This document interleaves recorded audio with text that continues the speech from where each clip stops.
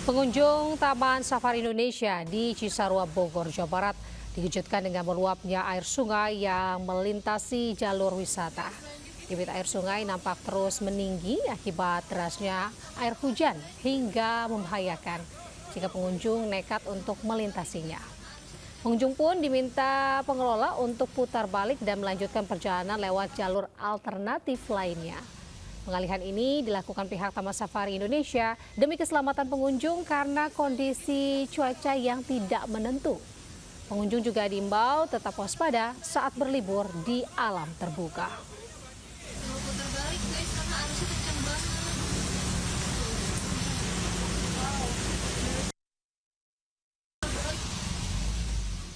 Kita ke informasi lainnya, pemirsa. Polisi dan pemerintah Myanmar menyerang pusat penipuan dan menangkap hampir 346 pekerja asing asal Cina di daerah Chef Huko dekat dengan perbatasan Thailand.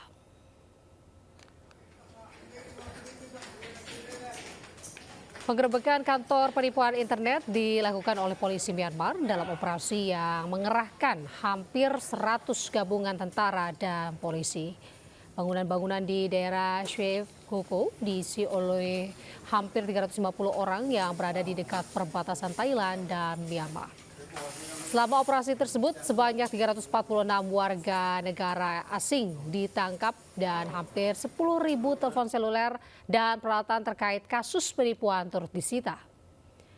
Pasca operasi, pihak berwenang menghancurkan 101 bangunan dan tersisa 47 bangunan lainnya yang akan dihancurkan. Kompleks penipuan tersebut dijalankan oleh geng kriminal yang mempekerjakan pekerja asing asal Cina.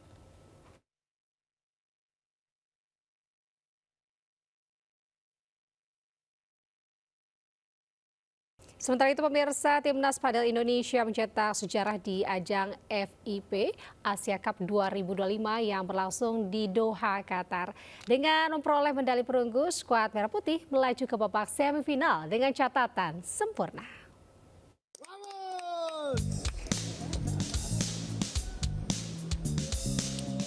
Tiba di Bandara Internasional Soekarno-Hatta, Tangerang, Banten usai berlaga di ajang FIP Asian Cup 2025, atlet Timnas Padel Indonesia disambut langsung oleh Ketua Umum Pengurus Besar Padel Indonesia, Galih Kartasasmita.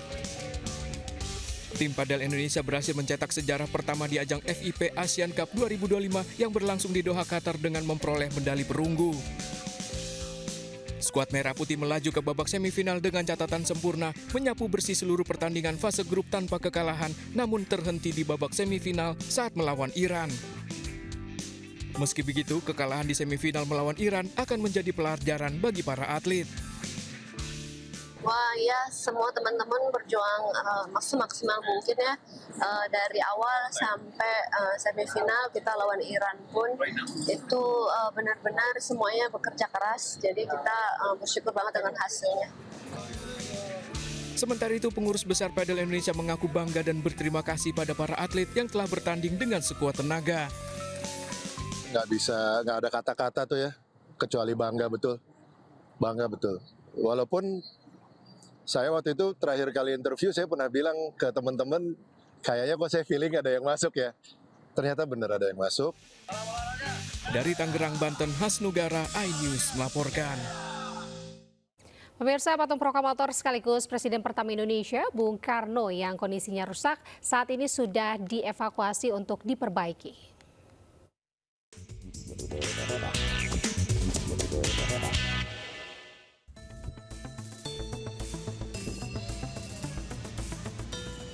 Patung Soekarno yang terpasang di alun-alun Indramayu, Jawa Barat ini rusak.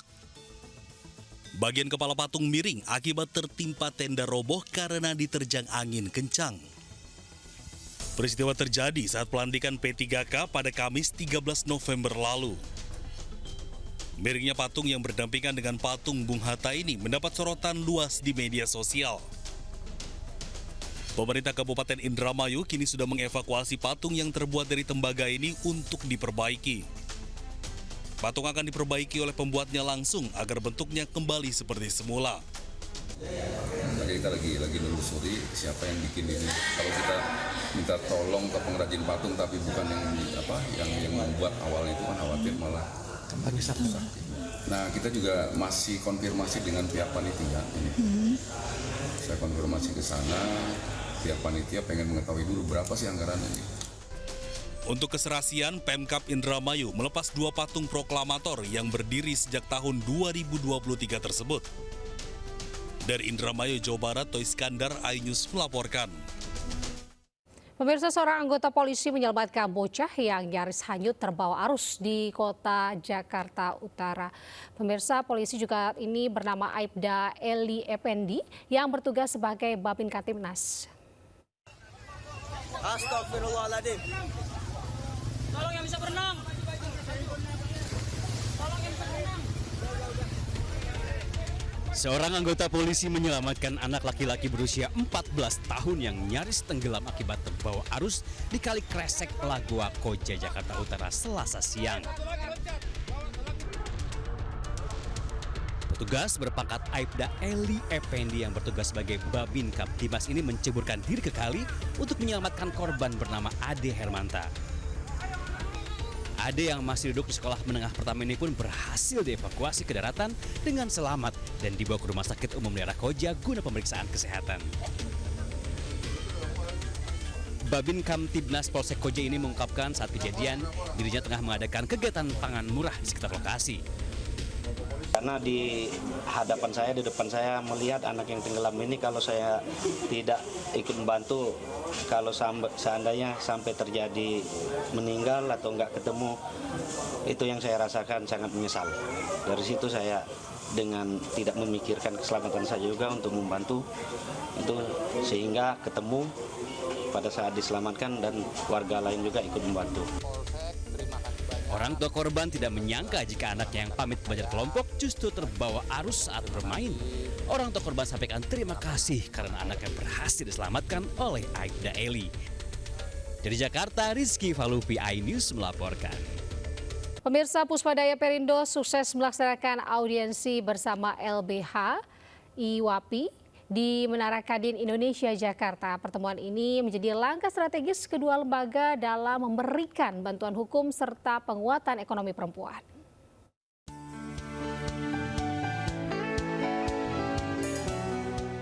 Guna memberikan bantuan hukum serta penguatan ekonomi perempuan, Pusat Pelayanan Perempuan, Anak, Disabilitas, dan Pemberdayaan atau Puspadaya Perindo jalin kerjasama strategis dengan Lembaga Bantuan Hukum Ikatan Wanita Pengusaha Indonesia. Kolaborasi yang diresmikan di Menara Kadin Indonesia, Jakarta ini merupakan bentuk dukungan dalam percepatan pencapaian target SDGs 2030 serta untuk memastikan hak perempuan terjamin secara sistematis dan berkelanjutan. Puspadaya dan LBH IWAPI optimis kolaborasi ini akan menyentuh semua kalangan, terutama kaum perempuan muda. Mendorong adanya kesetaraan gender, di mana kita ketahui bahwa kesetaraan gender ini harus kita dampingi juga bahwa di dalam hukum perempuan harus mendapatkan hak-haknya dan wajib kita lindungi juga. Nah, kita berharap bersama IWAPI dapat menjalankan dan dapat hadir dalam mewujudkan poin tersebut. Kami sangat mendorong program pemerintah terkait dengan bagaimana perempuan dan anak mendapat fasilitas yang baik, bagaimana perempuan dan anak dalam permasalahan hukum mendapatkan hak-hak dengan baik, dengan pendampingan kepada perempuan. Organisasi Saya Partai Perindo atau Puspadaya Perindo terus menunjukkan komitmen nyata dalam mendukung kesetaraan gender serta pemberdayaan perempuan di Indonesia.